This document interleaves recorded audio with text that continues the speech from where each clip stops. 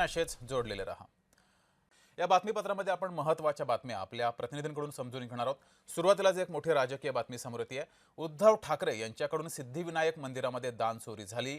एकनाथ शिंदे यांच्याकडून धक्कादायक माहिती ही उघड करण्यात आलेली आहे। विधान परिषदेत त्यांनी ही माहिती उघड केली आहे। एकनाथ शिंदे यांनी हा मोठा आरोप उद्धव ठाकरे यांच्यावर लगावला आहे। जे टीका करतायत त्यांच्या सहकाऱ्यांनी सिद्धिविनायकाच्या मंदिरामध्ये दानपेटी लुटण्याचं पाप केलं, तेव्हा चौकशीचे आदेश का दिले नाहीत? सिद्धिविनायकाच्या दानपेटीवर डल्ला मारणं हे आपलं हिंदुत्व आहे का? सावरकर यांना माफीवीर म्हणणाऱ्यांच्या मांडीवर बसणं हे आपलं हिंदुत्व आहे का? बाळासाहेबांचे विचार तोडून मोडून टाकणे हे आपलं हिंदुत्व आहे का?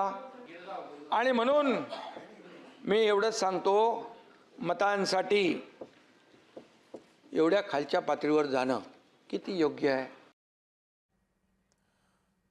अधिक माहिती घेऊया। आपले प्रतिनिधी शुभम उमाळे आपल्यासोबत जोडलेले आहेत। शुभम,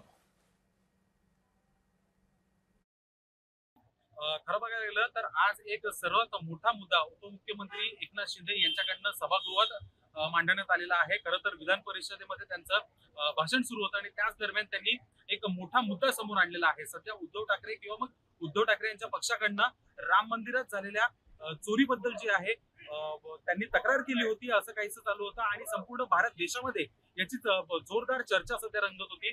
आणि तशामध्येच पाहायला गेलं तर काल देखील आदित्य ठाकरे यांचं रौद्र रूप जे आहे ते पाहायला मिळालं होतं, कारण की अतुल भातखळकर यांच्या सोबत बोलत असताना त्यांना राग देखील अनावर झाला होता। अशामध्येच पाहायला गेलं तर आज एकनाथ शिंदे यांचं देखील आज सभागृहामध्ये भाषण झालं आणि त्यांनी थेट सिद्धिविनायक मंदिरामध्ये देखील घोळ चालू होता, भ्रष्टाचार सुरू होता, अशा पद्धतीचा त्यांनी त्या ठिकाणी आरोप केलेले आहेत।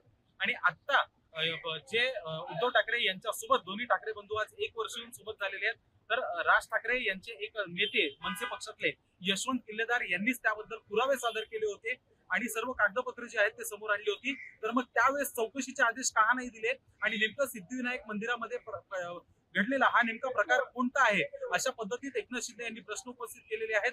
सोबतच हेच आपलं हिंदुत्व आहे का, असा देखील प्रश्न उपस्थित केलाय आणि प्रचंड मोठं त्यांचं भाषण झालेलं आहे, ज्यामध्ये हे दोन मिनिटाचे हे महत्वाचे मुद्दे आहेत, ज्यामध्ये त्यांनी सिद्धिविनायक मंदिर मध्ये देखील अशाच प्रकारचा गोंधळ आणि घोळ झाल्याचं त्यांनी नमूद केलेलं आहे। तर नाशिकच्या पश्चिम पट्ट्यामध्ये 4 दिवसांपासून पाऊस सुरू आहे। चणकापूर